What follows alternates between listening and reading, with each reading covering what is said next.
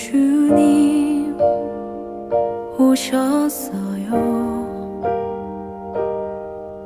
머리 누실 곳 하나 없어서 말구유에 누셨네. 하늘의 별들도 숨죽이며 빛나던 밤, 이 작은 아기에게 비추던 크고 밝은 별빛. 예수 그리스도의 나심은 이러하니라. 그의 어머니 마리아가 요셉과 약혼하고 동거하기 전에 성령으로 잉태된 것이 나타났더니 그의 남편 요셉은 의로운 사람이라 그를 드러내지 아니하고 가만히 끊고자 하여 이 일을 생각할 때 주의 사자가 현몽하여 이르되 다윗의 자손 요셉아, 내 아내 마리아 데려오기를 무서워하지 말라. 그에게 잉태된 자는 성령으로 된 것이라. 아들을 낳으리니 이름을 예수라 하라. 이는 그가 자기 백성을 그들의 죄에서 구원할 자이심이라 하니라. 이 모든 일이 된 것은 주께서 선지자로 하신 말씀을 이루게 하심이니 이르시되 보라, 처녀가 잉태하여 아들을 낳을 것이요 그의 이름은 임마누엘이라 하리라 하셨으니 이를 번역한즉 하나님이 우리와 함께 계시다 함이라. 요셉이 잠에서 깨어 일어나 주의 사자의 분부대로 행하여 그의 아내를 데려왔으나 아들을 낳기까지 동침하지 아니하더니 낳음의 이름을 예수라 하니라. 아멘. 오늘은 기쁨의 성탄절이죠. 또 2022년 한 해를 마무리 짓는 마지막 주일이기도 합니다. 오늘 이 시간 우리가 분명한 한 가지 사실, 낙심이 아닌 소망을, 절망이 아닌 기쁨을 붙잡는 저와 여러분 우리 모두가 되기를 주의 간절히 소원합니다. 그래서 낙심할 수 있는 이 세상 가운데, 절망할 수밖에 없는 우리의 삶 가운데 기쁨이 되시려고, 소망을 주시려고 예수 그리스도 탄생하셨다라는 사실입니다. 할렐루야. 우리 앞서도 우리 장로님 기도하셨지만은요, 지금 우리가 살아가고 있는 세상은 그리 희망차지 않습니다. 단절되어 있습니다.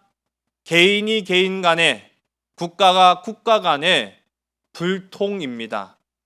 소통을 해야 된다라고 하지만은 불통의 시대를 지금 우리는 살아갑니다. 근데 지금 다만 지금만의 문제가 아니었음을 우리가 보는 거예요. 역사를 보면은 그러한 문제는 끊임없이 계속되어 왔다라는 것을 우리가 발견할 수 있게 되는 거죠. 이 모든 불통의 고리를 끊기 위해서 모든 사람, 각 사람과 각 나라를 이어가시려고 소통의 왕으로 오신 예수 그리스도, 그분이 오늘 이 시간 우리의 삶, 우리의 심령 가운데에도 찾아와 주셨다라는 사실을 기뻐하는 저와 여러분 되기를 주의 간절히 소원합니다. 우리는요, 내 뜻대로 안 되면 불통이라고 생각하고 내 뜻대로 된다라고 여겨질 때 비로소 통한다 라고 이제 판단할 때가 많거든요. 근데 그렇지 않더라고요. 아주 유명한 목사님이죠. 팀 켈러 목사님이 중국의 가정교회를 둘러보면서 큰 충격을 받았어요.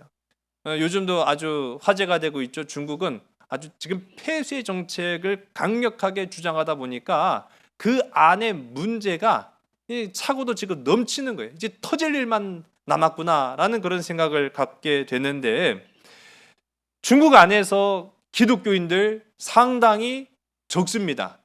그럼에도 불구하고 이 팀 켈러 목사님이 중국의 가정교회를 쭉 둘러보니까 이 땅에도 소망이 있더라는 걸 발견한 거예요. 이 절망의 땅에도, 이 불통의 땅에도 하나님은 여전히 그들에게 향한 소망을 포기하지 않으셨구나라는 사실을 깨닫고, 광야의 믿음이라는 책을 통해서 이렇게 고백을 합니다. 모욕을 당할 때 복이 있습니다. 지금 중국 교회는요, 제가 방금도 말씀드렸지만 거의 없어요. 그런데 중국 교회가 어떤 대접을 받느냐? 지금 현재 이제 국가 주석이죠. 시진핑 주석이 들어가면서 제가 전에도 말씀드렸지만은 뭐 이건 정치적인 발언은 아닙니다. 이 시진핑 주석이 중국의 최고 통치권자가 되면서 가장 많이 활동한 게 바로 기독교 탄압 정책이에요. 교회를 다 없애버렸어요.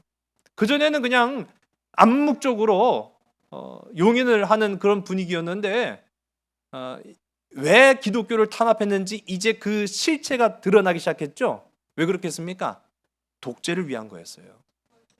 독재안의 가장 큰 걸림돌이 바로 기독교라는 것을 너무나도 잘 알았기 때문에 가장 먼저 한 작업이 바로 교회를 없애는 일이었어요. 그러니까 선교적 측면에서 보면은 굉장히 지금 불안한 그런 중국 정세를 보게 되는데, 그럼에도 불구하고 이런 모욕을 당하는 그리스도인들을 보니까 복이 있더라는 거죠. 또 이 팀 켈러 목사님이 중국의 가정교회를 보니까 예수 때문에 핍박받을 때 복이 있더라 하는 것을 보게 됩니다. 또한 예수 때문에 박해받는 그리스도인들을 보니까 아이고 저 불쌍한 사람들, 그게 아니라 복이 있더라 라는 거죠. 예수 때문에 수치를 당하는 그리스도인들을 보니까 복이 있더라 라는 것입니다. 그래서 팀 켈러 목사님이 중국 가정교회를 쭉 둘러 모으고 이제 안전한 공간에서 예배를 인도를 하셨어요. 그 자리에서 이렇게 부탁하셨습니다. 여러분, 그렇기 때문에 굳게 서십시오. 끝까지 믿음으로 버티십시오. 예수님 때문에 수치와 모욕을 당할 때에 하나님은 우리에게 소통의 은혜를 허락하십니다. 수치와 모욕을 당할 때 하나님과의 온전한 소통이 이루어지더라라는 것이지요. 그것이 바로 오늘 이 시간 성탄의 사건, 성탄의 기쁨, 임마누엘의 역사인 줄로 믿으시는 저와 여러분 되기를 주님 간절히 소원합니다. 오늘 우리가 함께 나눈 이 마태복음 1장의 말씀은 우리 앞절에서는 톨레돗, 한마디로 말하면 족보가 나오죠. 그리고 나서 본격적으로 18절서부터 25절까지는 예수님의 탄생에 관련된 이야기들을 함께 증거하고 나누고 있습니다. 잘 알고 있는 바이지만은요, 저도 마찬가지예요. 제가 신앙생활하면서 평생을 듣고 읽고 보았던 말씀이 예수님 탄생하신 그러한 모습들 아니겠습니까? 근데 다시 보니까 다르더라고요. 오늘 우리가 함께 읽은 본문 18절의 말씀을요, 우리 화면을 보시고 함께 읽습니다. 시작. 예수 그리스도의 나심은 이러하니라. 그의 어머니 마리아가 요셉과 약혼하고 동거하기 전에 성령으로 잉태된 것이 나타났더니. 아멘. 참 많이 생략이 됐어요. 이 마태복음의 말씀 18절을 보게 되면은 지금 예수님의 탄생의 과정을 이 한 절로 다 설명합니다. 근데 그 안에 생략된 많은 부분들이 있지요. 요셉과 마리아가 약혼을 합니다. 그런데 아직 동침하지도 않은 마리아의 배가 점점 불러왔던 것을 확인한 거예요. 굉장히 이거 지금 충격적인 장면이거든요. 누가 제일 충격을 받았을까요? 그렇죠. 신랑 요셉이 가장 큰 충격을 받은 거예요. 자, 이 부분을 제가 몇 차례 유대교의 전통 혼례 방식에 관하여서 제가 말씀을 드릴 때 설명을 했습니다만은, 유대교 전통 혼례 방식은 약혼을 먼저 합니다. 근데 이 약혼하는 그 시기가 남자는 13살, 여자는 12살. 굉장히 어리죠. 그런데 이 고대 근동, 특히 중동 지역에는 아직까지도 이른 나이에 결혼을 하는 그런 경우들을 보게 돼요. 그러면 이때 결혼하는 게 어디 결혼 당사자들 간에 눈 맞아갖고 야 우리 결혼하자 그러겠습니까? 아니죠. 예. 요즘 12살, 13살 아이들을 좀 빠르다라고 하는데 그래도 그렇게 되기가 쉽지가 않아요. 이 말은 가문과 가문 간의 합의에 의한 결혼이 거의 대다수였다라는 것을 의미하는 거예요. 결혼 당사자가 아니라 그 부모와 또는 가문 간에 당신의 딸하고 우리 아들하고 결혼시킵시다. 그렇게 되는 경우가 굉장히 많았다라는 거죠. 그 말인즉슨 이 결혼이라는 것은요, 개인만의 문제가 아니라는 거예요. 이 결혼은 가문과 가문의 문제고 가정과 가정의 문제로까지 이어질 수 있다라는 것을 의미합니다. 자, 그렇게 약혼을 한 후에 해야 될 일들이 있습니다. 성경 가운데도 나타나는데요. 신랑은 약혼을 한 이후에 적어도 1년에서 2년 동안은 결혼 지참금을 마련합니다. 뭐 양이나 염소, 그런 이제 가축이라든지 물질로 이 돈을 마련해서 한마디로 말하면은 이제 그 결혼할 상대방 장인어른이나 이제 그 가문에 돈을 주고 결혼을 하게 되는 거죠. 자, 그런데 문제는 뭐냐면은 이 기간이 2년까지는 그래도 어느 정도 참아줄 만한데 3년 되고 4년 돼도 기척이 없어요. 그럼 어떻게 될까요? 신부 측에서 결혼을 파기할 수 있는 거예요. 이 정도 되면은 이거 결혼 못해. 아니, 결혼 지참금을 1, 2년 안에 마련해 와야지. 3년 아니라 4년이 되도록 신랑이 안 오면 우리의 결혼 정령이 다 지나가고 어떻게 할 거야? 그렇게 될 경우에는 이 파혼에 대한 귀책 사유가 신랑에게 있는 거예요. 그러니까 신랑은 결혼하려면 아무튼 간에 돈을 열심히 모아와야겠죠. 또 이 사이에 신부는 또 뭘 하느냐? 혼수품을 마련하는 거예요. 그래서 대개 혼수품이라고 하면은 뭐 우리가 뭐 생각하는 그런 부분들이 아니라 그 당시에는 옷을 만듭니다. 옷을 직접 짜는 거예요. 근데 이 옷을 직접 만든다라는 것이 우리는 간편하게 돈을 주고 사니까 해결될 문제지만 직접 만든다라고 하면 쉬운 일이 아니겠죠. 그러니 이 옷을 만드는 일에 대해서 품앗이를 해요. 그 동네에 결혼 정령기에 있는 처녀들이 한 집에 모여서 같이 옷을 만들어 주는 거예요. 그게 우리가 성경 가운데도 나오는 열처녀의 비유를 보면 알 수가 있는 거예요. 열처녀가 뭐 미쳤다고 그렇게 한 집에 모여갖고 신랑 기다리고 있겠어요? 그러니까 함께 모여서 그렇게 혼수품을 마련을 합니다. 그리고 이 모든 일들이 다 완성되고 신부도 준비되고 신랑도 준비되면은 이제 결혼을 하는 거예요. 결혼을 하는데 우리네 풍습하고 또 달라요. 요즘 결혼식 속전속결이죠. 예식장 예약하면은 30분 넘어가면 난리가 납니다. 제가 주례할 때도요, 아주 거기 관계자가 30분 넘어가면 안 돼요. 얼마나 신신당부를 하든지. 그런데 이 유대인들의 전통 혼례는 보통 일주일이 넘어가요. 일주일 동안 잔치를 하는 거예요. 우리가 잘 알고 있는 가나의 혼인 잔치가 나온 요한복음 2장 1절의 말씀 가운데 보면은 이렇게 긴 결혼을 축제와 같이 잔치를 벌이게 되는데, 그럼 제일 큰 문제가 뭘까요? 이 결혼을 하는 데 있어서 음식이죠. 음식이에요. 자, 보세요. 우리가 결혼 하루 음식을 준비한다. 그럼 하객이 대략 300명 오겠네. 그럼 300인분. 그렇게 준비하는 데 없죠? 300명 온다 그러면은 적어도 한 350, 400인분. 그렇게는 넉넉 잡고 준비하는 거 아닙니까? 그런데 보세요. 마을 잔치인데 일주일이 넘어가요. 그럼 일주일치 식량을 준비해야 되는데 그 음식을 가늠하기가 상당히 어렵다는 겁니다. 그러니 요한복음 2장 1절 가운데 사흘째 되는 날 포도주가 떨어진 거예요. 예상을 못했던 거죠. 그러니까 예상 못한 많은 인원들이 와서 그 음식을 소비하다 보니까 그렇게 빨리 떨어질 거라고는 예상을 못한 거예요.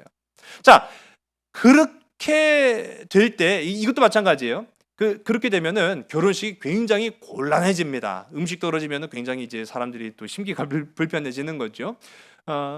이러한 모든 일련의 과정을 거쳐야만 결혼이 성립이 되는 거예요. 그러면 앞서도 제가 이제 신랑은 돈 벌어 오는 사이에 신부는 혼수품을 이제 마련한다고 했잖아요.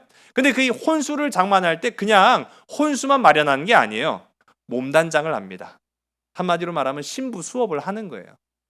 그래서 몸단장을 하고 정숙한 여인이 될 것을 요구받아요.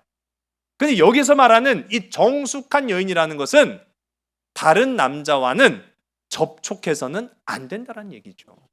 만일 만에 하나라도 이 결혼 준비 기간 동안에 다른 남자와의 접촉이 있었다라고 하면은 이때는 파혼이 가능해요.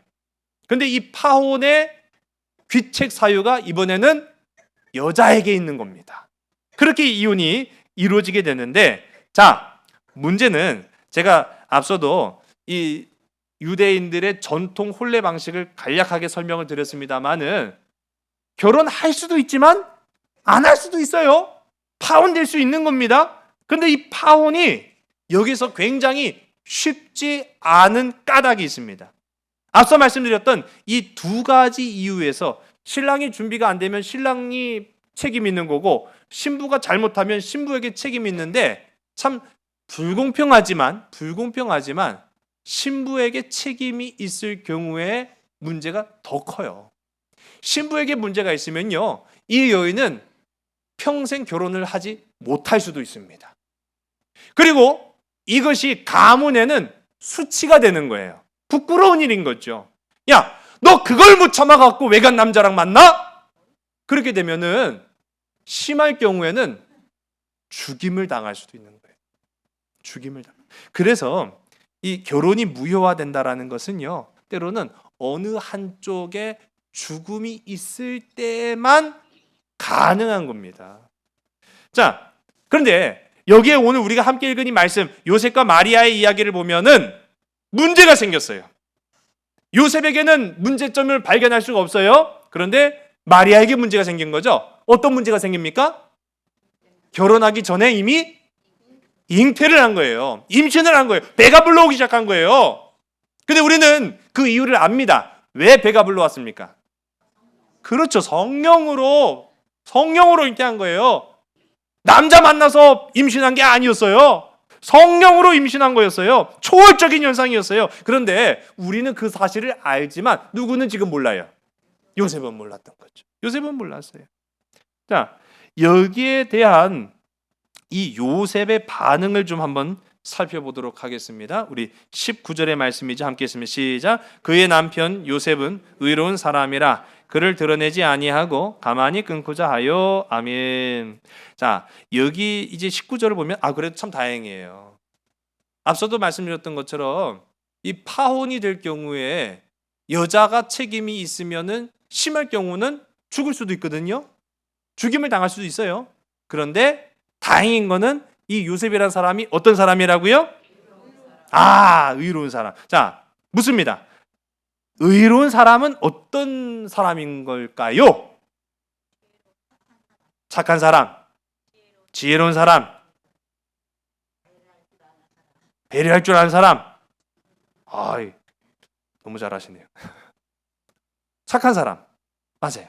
정직한 사람, 지혜로운 사람, 믿음직한 사람. 아닙니다. 놀랍게도 아니에요. 지금 오늘 우리가 함께 읽은 이 19절 가운데 요셉을 일컬어서 이 의로운 사람이다라고 하는 것은요, 이 말의 의미는 율법에 철저한 사람을 의미하는 거예요. 한마디로 말하면 철저한 율법주의자였다라고 하는 것이에요.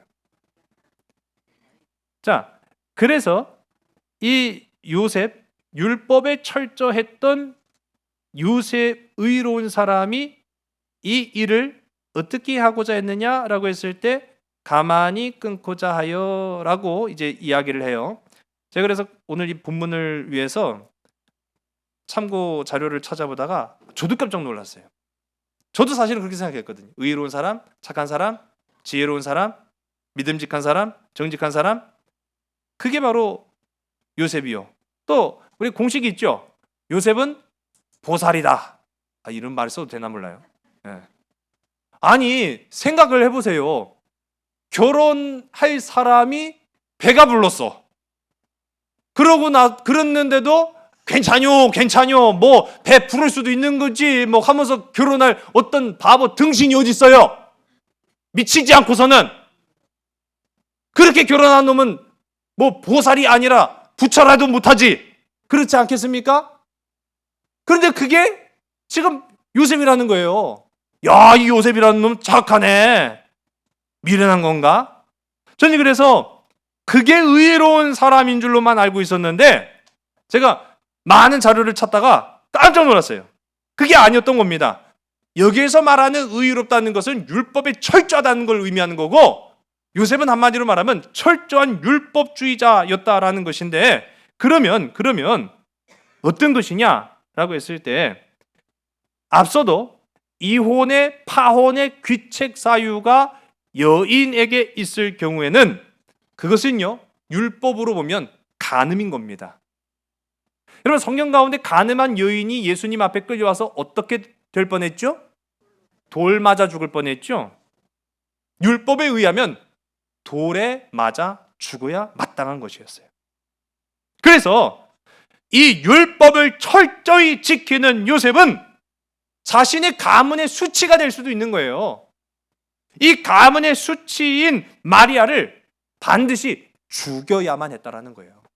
반드시 죽여야만 했습니다. 다만 한 가지 걸림돌이 있어요. 지금 이때 이스라엘은 로마의 통치를 받고 있었습니다. 근데 이 로마의 통치를 받았던 유대였기 때문에 사형 집행권이 없었어요. 공식적인 사형 집행을 할 수가 없어요. 그리고 로마법에서도요, 보면은 이러한 경우에 뭐 이런 경우가 흔한 게 아니죠. 성령에 의해서 남자를 만나지도 않았는데 잉태한 경우는 없죠. 그런데 만일 있다고 한다면 그 여인은 부정한 여인이 맞아요. 그렇기 때문에 이런 경우는 이혼해야죠. 그렇죠? 동의 안 하시는 거 보니까 뭐예요? 네, 맞아요. 로마에서는 이혼이 상당히 흔한 거였어요. 제가 전에도 이제 수요예배 함께 나누면서 로마의 이야기들을 조금 함께 나눴는데, 그때 보면은 참 많이 이혼을 합니다. 뜻이 안 맞으면 이혼해, 자식 못 낳으면 이혼해, 뭐 여러 가지 일들로 인해서 이혼이 굉장히 보편화되었기 때문에 당시 로마의 지배를 받았던 이스라엘도 이런 사유라면 이혼이 가능한 것이었어요. 그러면 이혼을 했겠습니까? 아니죠. 철저한 율법주의자였던 이 요셉은요, 그래서 은밀히 가만히 끊고자 하여라는 말은 조용히 죽이려고 했던 거예요. 마리아를 조용히 죽이려고 했던 겁니다. 왜? 가문의 수치니까요. 가문의 수치였기 때문에 조용히 죽이고자 했다라는 그런 의도를 오늘 우리가 함께 읽은 이 말씀에서 찾아볼 수 있는 아주 충격적인 결말로 끝날 뻔했어요, 진짜. 그러나 하나님은 아시죠. 우리 20절의 말씀을 우리 화면을 보시고 함께 읽습니다. 시작. 이 일을 생각할 때 주의 사자가 현몽하여 이르되 다윗의 자손 요셉아, 내 아내 마리아 데려오기를 무서워하지 말라. 그에게 잉태된 자는 성령으로 된 것이라. 아멘. 할렐루야. 성령이 역사하십니다. 할렐루야. 요셉은요, 쉽게 결론을 내리지 못했어요. 철저한 율법주의자이긴 했지만은 그렇다고 해서 뭐 사람 죽이는 게 쉬운 것도 아니고, 특히 자기 아내 될 사람을 조용히 죽이고자 한다라는 것은 더더욱 어려운 일이고, 그런 가운데 꿈속에 천사가 나타납니다. 이 천사가 하는 말이 다윗의 자손 요셉아라고 부릅니다. 자, 저는 이것도 왜 그냥 요셉아라고 부르지 않고 다윗의 자손 요셉아라고 부르는가에 대해서 우리가 생각해 볼 필요가 있다고 생각해요. 여러분, 요셉은 어떤 사람입니까? 의로운 사람. 그거밖에 몰라요, 우리가. 근데 우리가 알고 있는 요셉이 또 있죠? 어떤 요셉입니까? 야곱의 아들 요셉. 동명이인이 있어요. 자, 물론 똑같은 사람은 아닙니다. 그런데 우리가 알고 있는 이 야곱의 아들도 요셉이에요. 같은 이름을 가지고 있죠. 그런데 공통점이 있습니다. 창세기에 등장하는 이 야곱의 아들 요셉은요, 고난을 당했죠. 수치를 당했습니다. 모욕적인 인생을 살았어요. 그러나 그 고난과 수치와 모욕을 하나님을 의지함으로, 믿음으로 말미암아 이 모든 어려움을 극복하고 이겨낸 인물이 바로 요셉이라는 것을 우리가 알게 되는 거예요. 여기에서 우리가 힌트를 찾을 수 있는 거죠. 여러분, 하나님께서 이 요셉의 고난을 기쁨으로 변화시키셨다라는 사실입니다. 할렐루야. 하나님께서 이 요셉의 수치를 영광으로 바꾸셨다라는 사실입니다. 할렐루야. 오늘 이 시간 2022년을 마무리 짓고 또 새로운 2023년을 살아가면서 여러분, 우리의 삶의 수치도 하나님께서 영광으로 바꾸실 줄로 믿으시기 바랍니다. 우리의 고난과 아픔과 눈물도 하나님께서 기쁨과 희락으로 변화시켜 주신다라는 사실을 기억하는 저와 여러분 되시길 주의 이름 간절히 소원합니다. 그러기 위해서 해야 될 일들이 있어요. 요셉도 믿음으로 순종했고, 오늘 우리가 함께 읽어보는 이 말씀 속에 등장하는 이 요셉도 믿음으로 순종해야만 한다라는 사실입니다. 천사가 다윗의 자손이라고 하는 그런 부분들, 여러분, 왜 다윗의 자손이라고 했는지 우리가 좀 생각해 봅시다. 지금 현 시점, 지금 말고요, 이 요셉에게 나타나셨을 때 그 시점으로 다윗의 자손 요셉아 라고 할 때 이 다윗의 자손 왜 그렇게 얘기했느냐? 어떤 의미가 있느냐? 아무 의미가 없어요. 다윗의 자손인 건 맞아요. 다윗의 자손이 맞다는 건 뭘 의미합니까? 왕가의 피라는 거예요. 왕가의 피. 그런데 문제는 뭐냐? 지금은 개털이요, 끈 떨어진 년이고 아무짝에 쓸모가 없는 명함이에요. 다윗의 자손, 다윗의 자손, 내가 다윗의 자손이요라고 해도 아무도 거들떠도 안 봐요. 왜? 아무 의미가 없으니까요.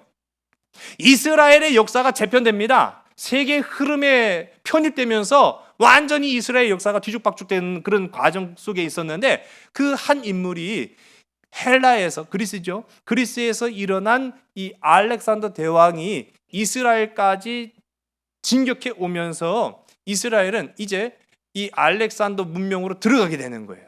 그리고 알렉산더 사후에 그 부하들이 각기 지역을 통치하면서 왕조를 일으킵니다. 그러면서 셀류쿠스라는 왕조가 일어났고, 그 과정 속에 다윗의 왕가의 혈통은 아예 끊어진 건 아니고 의미가 없어져 버렸어요. 왕이 아니니까요. 일반 평민이 되고 말았습니다. 자, 그런 가운데 시간은 무려 400년이나 흘러갔어요. 무슨 의미가 있어요? 다윗의 자손이 아무짝에 쓸모없는 휴지 조각 같은 것이죠. 그런데 왜 천사는 이 긴박한 상황 가운데 나타나서 요셉에게 다윗의 자손아 라고 했느냐라는 거예요. 우리 열왕기상 8장 25절의 말씀을 우리 화면 보시고 우리 함께 잠깐 읽습니다. 시작. 이스라엘의 왕위에 앉을 사람이 내 앞에서 끊어지지 아니하리라. 아멘. 왜 언급하셨겠습니까? 하나님이 다윗에게 약속하셨기 때문인 거죠. 하나님은 약속의 하나님이십니다. 그래서 다윗에게 말씀하시기를 이스라엘의 왕위에 앉을 사람이 내 앞에서 끊어지지 않게 할 것이다. 그러면 반드시 그 다윗의 혈통을 통해서 나타날 왕이 온다라는 거 아니겠어요? 바로 그가 지금 마리아의 아내, 잉태되어 있는 아이다라고 이야기하는 거예요. 여러분, 하나님은 지극히 작은 자에게 하신 약속도 잊지 않으신다라는 사실을 기억하는 저와 여러분 되기를 주의 이름으로 간절히 소원합니다. 그러면서 앞서도 설명했지만은 지금 마리아는 무엇 때문에 임신한 거예요? 그렇죠. 성령으로 임신한 거예요. 성령으로 임신한 사람이 없습니다. 그런데 이것을 지금 우리가 놀라운 시각으로 봐야 할 이유가 있어요. 왜 놀라운 시각으로 봐야 되느냐? 성령으로 임신했다고 했는데도 요셉은 시큰둥했기 때문이에요. 아니, 그러면 여러분 묻습니다. 유대인들이 성령을 알까요? 모를까요? 압니다. 구약에도 성령이 여러 번 언급됐어요. 그런데 왜 성령이라는 말을 들어서 어이구 성령으로 잉태하셨군요 라고 하지 아니하고 그런데요? 라는 그런 반응일까요? 이게 오늘을 살아가고 있는 우리에게도 힌트가 됩니다. 답이 되는 겁니다. 지금 다윗의 왕조가 끊어진 지가 400년이에요. 아무짝에 쓸모가 없어요. 그러면서 또 한 가지 사건이 있었던 것이 구약과 신약 사이 그 400년 기간 동안 하나님의 말씀이 없어요. 하나님의 말씀이 없었다는 사실은 성령이 역사하지 않았다는 거예요. 그러면 신약에 성령의 역사가 가장 먼저 나타난 게 어디에 있겠습니까? 지금 우리가 읽은 본문이에요. 예수님의 탄생을 알리면서 성령이 가장 먼저 언급됐다라는 것입니다. 비로소 성령이 그렇죠. 활동하기 시작했다라는 거예요. 여러분 이 어둠의 사슬을 끊는 유일한 비결은 성령인 줄로 믿으시기 바랍니다. 죄와 사망을 끊는 것도 성령인 줄로 믿으시기 바랍니다. 성령이 역사하는 거예요. 비로소. 근데 이 요셉이 성령의 이야기를 들었음에도 불구하고 시큰둥할 수 있었던 이유는 바로 그 끊어진 400년 기간 동안 유대인들은 성령은 잊어버린 채 오로지 율법과 성전이 전부라고 생각하는 그런 삶을 살았다는 거예요. 하나님 분명히 보여줍니다. 아니다. 성령이다. 성령이다. 여러분 성령의 역사가 요셉의 삶을 본질적으로 변화시켰는 줄로 믿으신 여러분 되시기 바랍니다. 오늘 그 성령은 이 성탄의 기쁨을 통해서 저와 여러분에게도 역사하게 될 줄로 믿습니다. 우리 21절부터 우리 23절까지의 말씀을 우리 화면을 보시고 함께 읽습니다. 아들을 낳으리니 이름을 예수라 하라. 이는 그가 자기 백성을 그들의 죄에서 구원할 자이심이라 하니라. 이 모든 일이 된 것은 주께서 선지자로 하신 말씀을 이루려 하심이니 이르시되 보라 처녀가 잉태하여 아들을 낳을 것이요 그의 이름은 임마누엘이라 하리라 하셨으니 이를 번역한즉 하나님이 우리와 함께 계시다 함이라. 아멘. 이 본문의 말씀은 우리가 잘 아는 이사야서 7장 14절의 말씀을 성취하신다라는 것을 설명하고 있어요.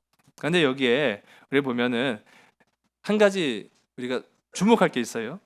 이사야서 7장 14절은 예수 그리스도의 탄생을 알린 것이 맞습니다.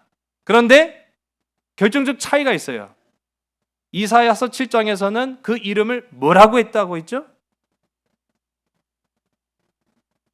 임마누엘을 하리라. 그런데 오늘 우리가 함께 읽은 본문 가운데 보면은 천사가 요셉에게 그 아이의 이름을 무엇이라 지으라고 했겠죠? 그렇죠. 예수라. 뭐 다른 거 아닙니까? 똑같은 거예요? 이거 뭐 임마누엘하고 예수가 어떻게 같을 수가 있습니까? 아니죠. 아주 중요한 의미예요. 여러분, 임마누엘은 우리와 함께 하시는 하나님을 의미하는 거예요. 예수는 하나님의 구원을 의미하는 거예요.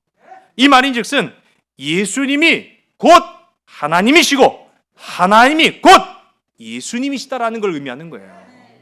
이게 나중에 예수님께서 공생의 활동을 하실 때에도 바리새인과 서기관들과 논쟁한 이유 중에 한 가지였죠. 당신이 어떻게 하나님의 이름으로 권세를 행할 수 있느냐? 네가 하나님이냐? 라고 묻는 장면이 있었어요.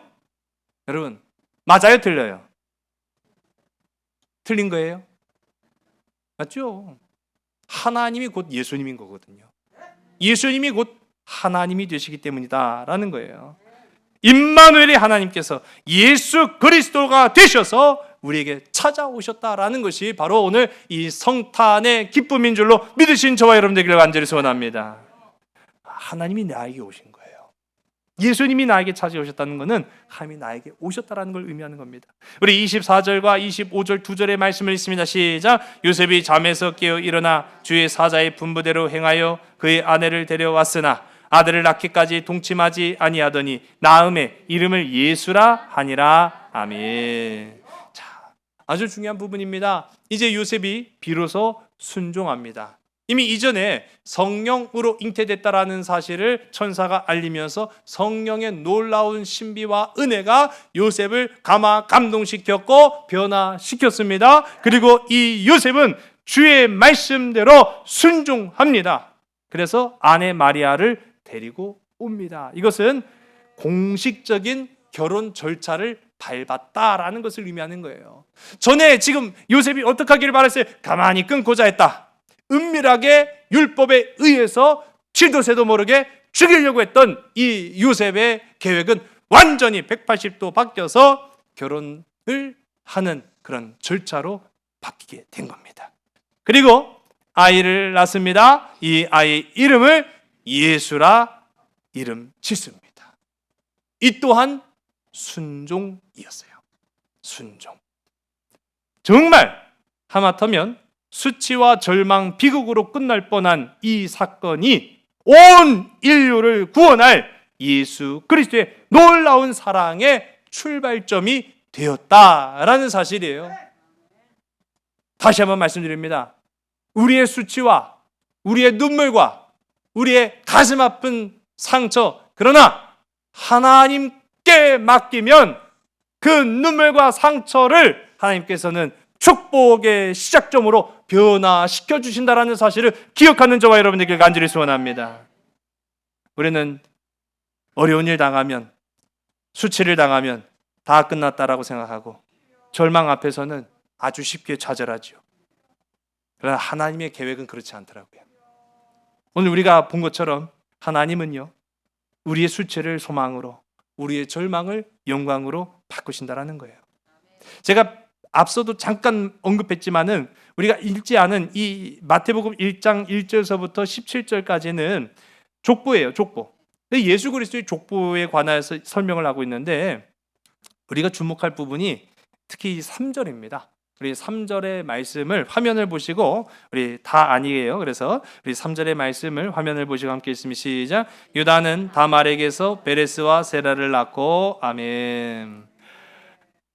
제가 왜 이 부분에 주목하라고 했냐면요, 제가 지난 창세기 강해를 하면서 건너뛴 본문이 하나 있어요.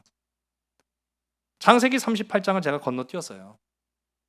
왜냐하면 이게 흐름이 맞지 않다라고 제가 생각했기 때문에 그때는 이거 나중에 해야지 하고 잠깐 건너뛰었습니다. 그러고도 안 할 수는 있긴 있는데, 왜냐하면은 이 창세기 38장의 앞의 내용을 보면은 그 형들이, 요셉의 형들이 요셉을 시기해서 요셉을 팔았습니다. 그때까지가 이제 앞의 부분이고 38장의 뒷부분에서 이제 팔려간 요셉이 그 애굽 땅에서의 고난과 어려움, 수치와 모욕을 통해서 성장해가는 과정이 이제 쭉 나와요. 근데 그 중간에 아주 뜬금없이 생뚱맞게 38장이 딱 들어가 있는데 그 부분이 바로 유다에 관한 이야기예요. 근데 유다에 관한 이야기가 어지간하면은 제가 다뤘겠는데 이거는 어지간한 수준을 뛰어넘어요. 아마 다 아시겠지만은 이거 민망하기 이를 데가 없는 한 사람의 가족사에 관한 이야기가 나오는데 그게 바로 유다의 이야기입니다. 방금도 지금 이 본문 3절의 말씀을 보았습니다마는 유다는 다말에게서 베레스와 세라를 낳았다라고 하면 이 유다와 다말이 부부지간이냐? 아니에요. 다말은 유다의 며느리예요. 며느리를 통해서 지금 자손을 낳은 겁니다. 이게 무슨 해괴망측한 얘기예요. 그런데 우리가 알죠. 나중에 이 요셉의 형제들을 하나 되게 해서 요셉과의 가교 역할을 한데 큰 공헌을 세운 사람이 바로 유다였습니다. 영적 리더십을 가지고 있었던 유다였어요. 유다가 없었다면 있을 수 없는 일이었어요, 사실. 그래서 유다 굉장히 중요한 인물입니다. 그러면 이 굉장히 중요한 유다라는 인물이 바르고 착하고 성실하고 진실하며 의로운 사람이었느냐? 창세기 38장 보면은 너무나 아니에요. 너무나 안 맞아요. 그 구체적인 내용들은 아마 말씀을 쭉 보시면 다 압니다. 이 유다에게 아들이 있었는데 그만 죽어요. 다말과 결혼했는데 죽었어요. 그러니 며느리를 둘째 아들에게 또 시집을 보내버립니다. 그게 유대인들의 전통이었기 때문에. 그런데 이 둘째 아들도 하나님의 진노를 받아서 또 죽어요. 그러니 셋째 아들한테 또 시집을 보내자 생각했더니 야, 이것도 아닌 것 같고, 그래가지고 나이가 어리다는 이유로 결혼을 미루고 이 다말을 친정으로 그냥 보내버려요. 이 말인즉슨요, 수치를 네가 안고 가라는 얘기예요. 우리 가문의 수치를 네가 안고 가라. 그럼 다말은요, 평생 결혼 못한 과부로 그냥 늙어 죽을 때까지 그렇게 사는 거예요. 얼마나 창피한 일이겠어요. 친정에서도 환영 안 해요. 그렇게 소방 맞아갖고 온 자기 딸 환영 안 합니다. 그런 가운데 이 유다의 아내가 죽었어요. 그런데 어떻게 참 공교롭게도 이 유다와 다말이 마주한 장면에서 유다가 자기 며느리인 걸 못 알아보고 관계를 가져요. 그때까지도 유다는 몰랐어요. 다말은 의도적으로 했고, 시간이 지릅니다. 배가 불러오는 거예요. 그 소문이 누구의 귀까지 갔느냐? 유다의 귀까지 들어간 거예요. 수치를 안고 친정으로 보내버린 자기 며느리 다말이 배가 불러온다는 거예요. 이런 몹쓸, 욕을 할 수는 없고, 어디 외간 남자를 만나서 배가 불러와? 창세기 38장 24절을 보면은 불로 태워 죽이라고 말하고 있어요. 여러분, 유대 이 문화에서 불로 태워 죽이는 건 굉장히 수치스러운 겁니다. 수치스러운 자의 최후를 맞이할 때 보통 이제 보면은 불로 태워 죽이는 거예요. 그렇게 얘기하는데 끌려온 다말이 이 아이 아빠가 누군 줄 알아요? 당신이에요, 당신! 충격을 받은 거예요. 증거도 있었거든요. 고결한 줄 알았던 유다 자신이 공개적인 망신을 당해요. 자기는 철저하게 완벽할 줄만 알았던 유다 자신이 수치를 당해요. 그 자리에서 유다가 자기 며느리 다말에게 고백을 합니다. 네가 나보다 낫다. 네가 나보다 낫다. 더럽고 수치스러운 건 네가 아니라 바로 나다. 바로 나다. 왜 이런 장면들이 성경 가운데 언급됐을까 생각해 보니까 하나님은요, 우리 인생을 너무나 잘 알고 계신 거예요. 깨끗할 것 같죠? 완벽할 것 같죠? 고결한 것 같죠? 어떻게 보면 남들 볼 때 나는 의로운 사람인 것 같고 좀 괜찮은 사람 같죠? 아니에요. 하나님 보시기에 우리는요, 다말보다 더한 존재들이에요. 수치와 정말로 우리 안에 더러운 정욕의 죄악을 짊어지고 가는 것이 바로 우리라는 거예요. 여러분, 유다는요, 그때부터 다듬어져 간 거예요. 그렇게 공개적으로 수치와 모욕 앞에서 하나님, 내가 죄인입니다 라고 하는 그 장면부터 유다는요, 하나님의 손에 의해 다듬어져서 마침내는 요셉과 그 형제들의 가교 역할을 하는 아주 중요한 역할을 했다라는 사실이에요. 그리고 하나님은 그 유다의 순종을 기뻐하셔서 그의 혈통을 통해 왕의 역사가 나타나게 하셨다라는 사실입니다. 여러분, 무슨 말입니까? 하나님은 수치를 영광으로 바꾸신다라는 사실이에요. 여러분, 앞서도 제가 말씀드렸지만은 오늘 말씀 여러분의 삶 속에서 한번 적용해 보시기 바랍니다. 예수님의 오신 목적은요, 사람과 우리 인류를 이어주는 바로 이 유다와 같은 역할을 하시기 위한 소통의 왕으로 오셨어요. 자, 여러분, 소통이 뭔지 아십니까? 우리 화면 보실까요? 이게 뭐예요? 이게 뭐예요? 소죠. 이건 뭐예요? 이게 뭘까요? 이게 소통입니다. 이게 뭔 소리요? 마지막에는 개 풀 뜯어먹는 소리를 하고 있네. 또 그러실 것 같은데, 여러분, 말도 안 되는 거죠?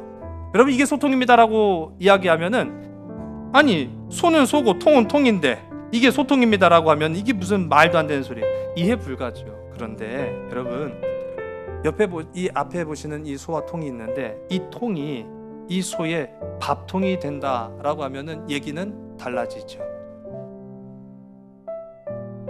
바로 이것입니다. 전혀 의미 없는 것 같지만 여기에 의미가 부여될 때 달라지는 거예요. 예수님은 이 땅 가운데 소통의 왕으로 오셨어요.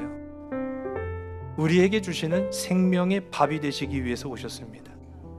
성탄은 그래서 너무나도 우리에게 의미가 있는 것이지요.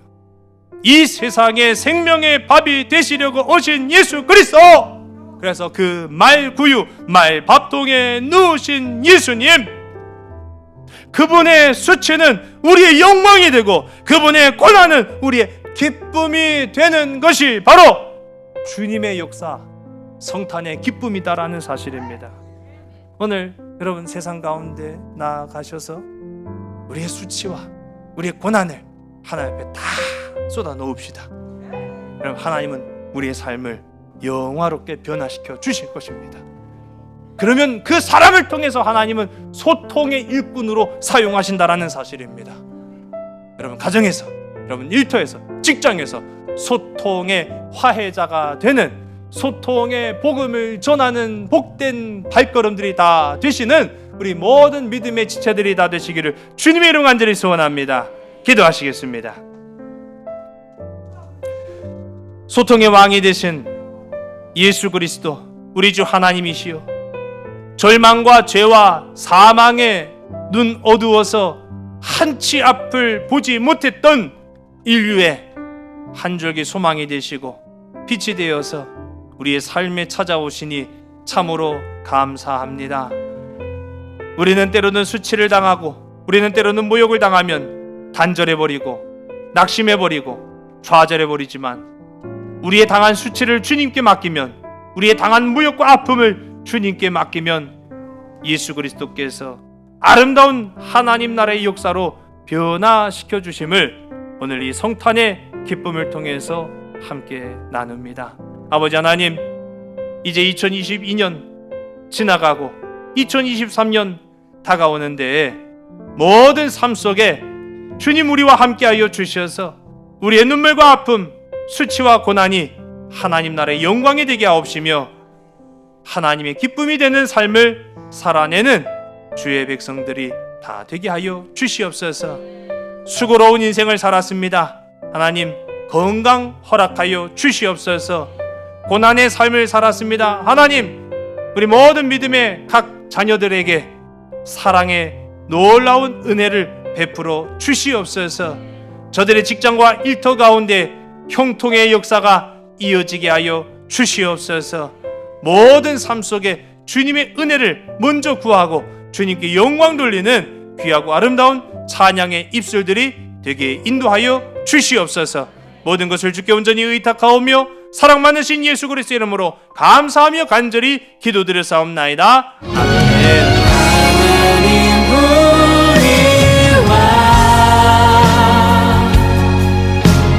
함께 계시